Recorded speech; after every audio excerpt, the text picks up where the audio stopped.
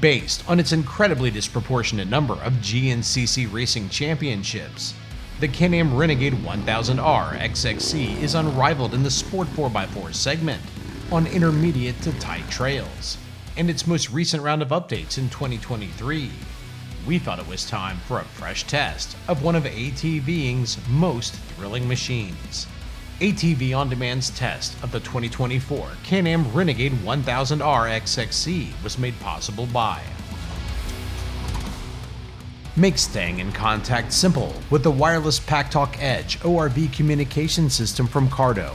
Dynamic mesh communication provides up to a 1 mile range between units and up to 5 miles in larger groups. Water, dust, and mud proof, it offers easy in-helmet installation with sound by JBL. Offering hands-free voice-activated operation with up to 13 hours of talk time on a single charge. PackTalk is ideal for both in-car and car-to-car communication, allowing you to connect up to 15 units at one time. Ideal for side-by-sides, ATVs, dirt bikes, or any other type of off-road use. You guys ready? We're ready. Roll it. Learn more or order yours now at cardosystems.com. We use Maxima SC1 on our fleet of ATVs to help prevent mud buildup, speed cleanup, reduce the look of minor scratches, restore deep factory color and shine, and of course, there's the legendary SC1 scent. More than a new bike in a can, this magic spray works great on mountain bikes, automobiles, boots, or just about any other plastic, vinyl, rubber, or carbon fiber surface. Get Maxima SC1 at your local power sports dealer or at MaximaUSA.com. ATV On Demand's ultimate sport quad shootout. Subscribe now.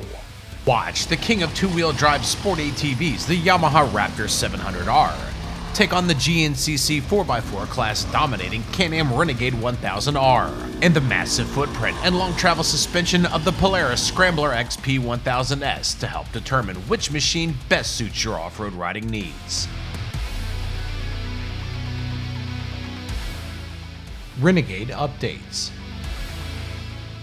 The Renegade 1000's most recent significant update was in 2019, when the track width was widened 2 inches thanks to completely redesigned high clearance A-arms up front and longer, wider torsional trailing arms out back, along with a slightly updated frame to match. The added width was accompanied by slightly recalibrated shocks and sway bars. Wheel travel increased 0.2 of an inch up front and 0.6 of an inch out back. Power output increased from 89 to 91 horsepower, and intelligent throttle control with selectable throttle modes was added. To deal with all that performance, the rear differential was claimed to have been made 50% stronger. In 2021, the Renegade received a new instrument display. For 2023, the round halogen headlights were replaced with 4 rectangular LEDs. The front fascia was redesigned with a new look and an easily removable front grille cover, allowing for easier cleaning of the radiator. Perhaps most significant was the addition of intelligent engine braking, allowing the rider to select between 3 different levels of engine braking. Trim packages. As a premium performance machine, Can Am is currently only offering the Renegade 1000R in 2 trim packages for 2024. They include the cross-country racing focused XXC package we're testing, featuring 25-inch tires mounted on 12-inch aluminum beadlock wheels, fully adjustable Fox podium shocks, aluminum tapered handlebars with wraparound handguards, plus X-package colorization and seat cover. Top shelf performance comes with a top shelf price of $15,949. For hardcore mud riding, Can Am also offers the Renegade XMR 1000R, which comes fully appointed for mud racing or dedicated mud riding, retailing for $17,249.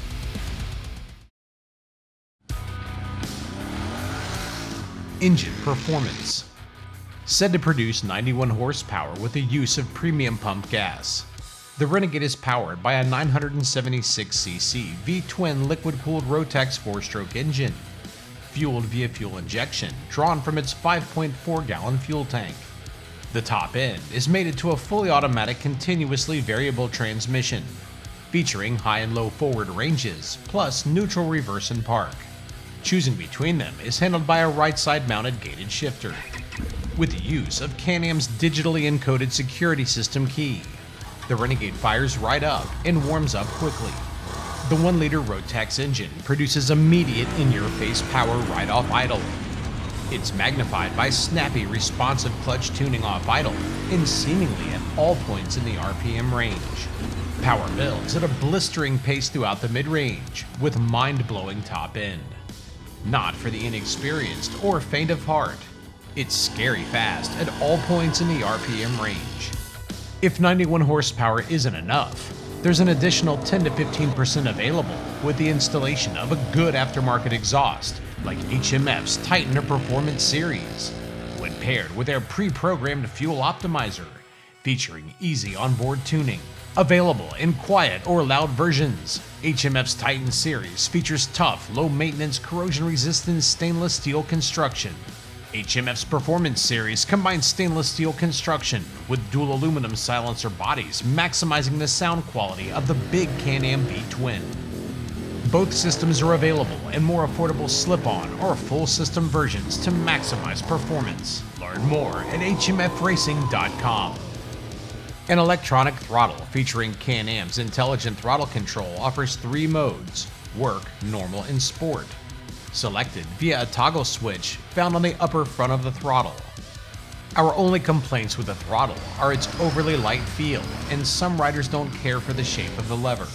Work mode greatly reduces throttle input early in the throttle throw, and helps filter out unwanted throttle inputs while traversing rough terrain. This makes the engine much more manageable in tight technical situations. Normal mode still seems to offer a little bit of bump filtration, but primarily performs at a 1-to-1 ratio throughout the throttle throw, like a standard cable-equipped mechanical throttle. It's the choice of most of our riders in most conditions. Sport mode delivers more throttle earlier in the throttle throw, similar to a quarter-turn twist throttle on a dirt bike. While it might be the throttle setting of choice for top pro 4x4 GNCC racers like 2023 defending champion Cody Collier, most of our riders feel that the response it yields is too much for the average rider. The addition of intelligent engine braking was a welcomed upgrade. Controlled by a trigger-style lever on the front of the throttle, it lets you choose between 3 different levels of engine braking. It works by cutting the throttle more or less abruptly, controlling how smoothly or abruptly engine braking engages. Its minimum setting worked well for times when you wanted to coast through bumps, letting the suspension work unloaded. Normal worked well for all-around trail riding, with the max engine braking setting working best for long downhills, reducing the demand on the brakes. The Renegade's drivetrain plays a big role in helping you harness its power in technical terrain or anytime you're hard on the gas. The toggle switch on the throttle lets you select between 2- and 4-wheel drive settings, featuring Can Am's Visco Lock quick engaging front differential. Visco Lock provides drive to one front tire in 4-wheel drive until it breaks loose. At that point, power is progressively transferred, locking in drive to both front tires. It then progressively unlocks as traction is restored. Unlike their older systems, the responsiveness of the quick engaging Visco Lock QE setup is hard to find fault with. We tried 2-wheel drive a few times, but inevitably left the Renegade in 4-wheel drive a majority of the time, taking advantage of the front end helping pull the machine through turns, providing a significant improvement in steering precision. The front differential lacks the manually lockable Visco 4-lock system found on the Renegade XMR and Outlander 1000R. But we don't think a go-fast machine like the Renegade XXC really needs it, unlike a dedicated mud bogger or workhorse. Overall, we can't ask much more from the engine. It's already too fast for most humans.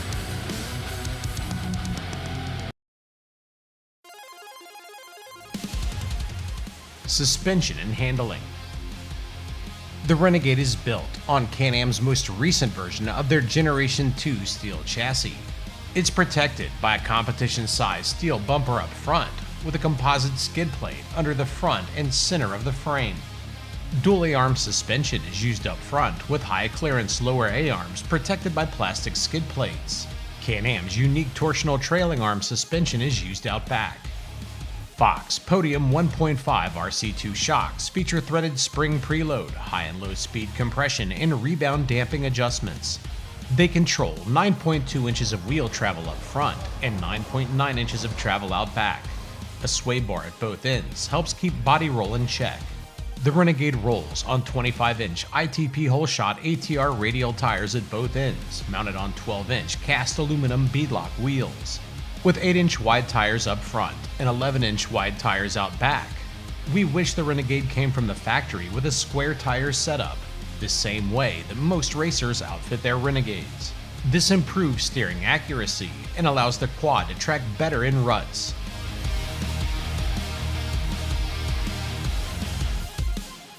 Dimensionally, the Renegade measures in at a claimed 48 inches wide with a 51-inch wheelbase and 10.5 inches of ground clearance, making it ideal for tackling tight trails while still providing a footprint that's reasonably stable in wide-open terrain. Overall height is 49 inches with a 34.5-inch seat height.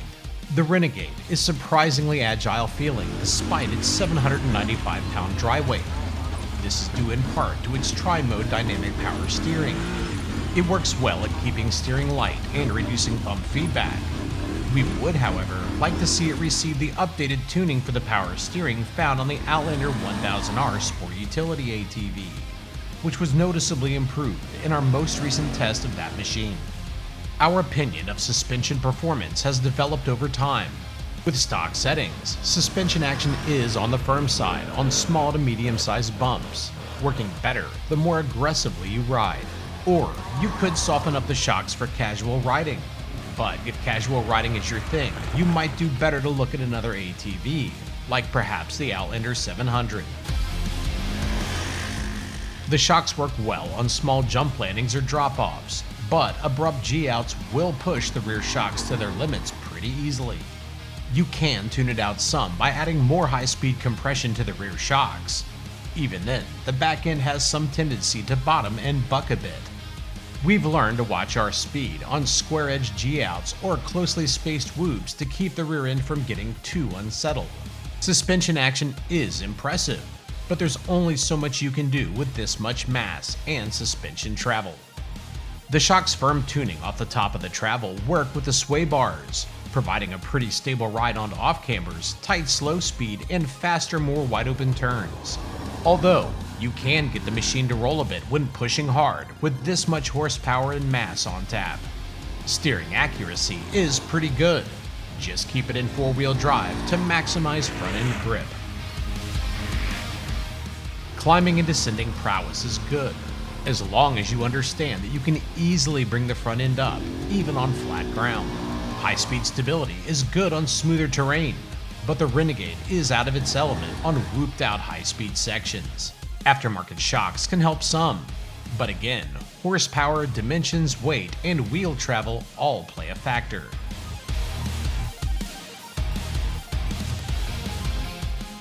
Braking performance. Stopping power is provided by dual hydraulic disc brakes up front with a single hydraulic disc brake used out back.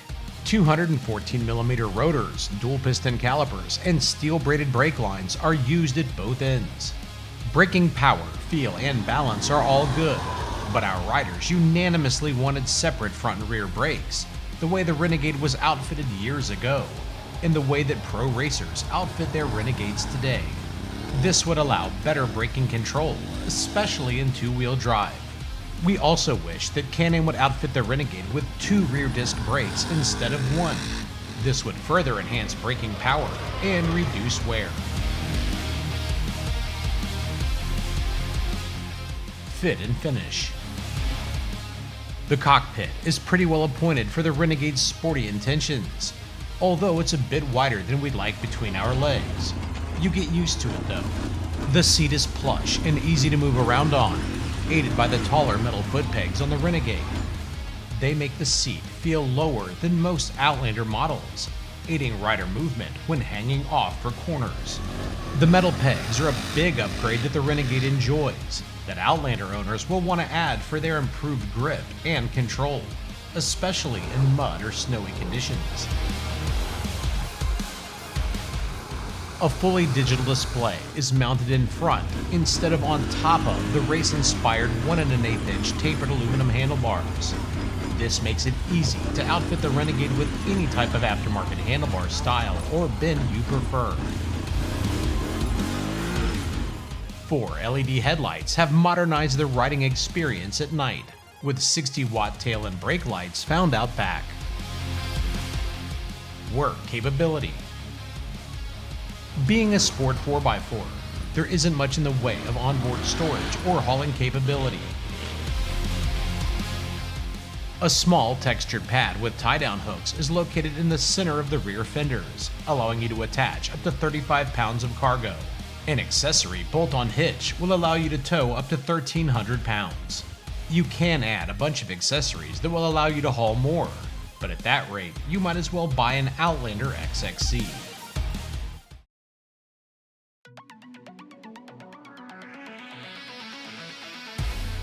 Conclusion.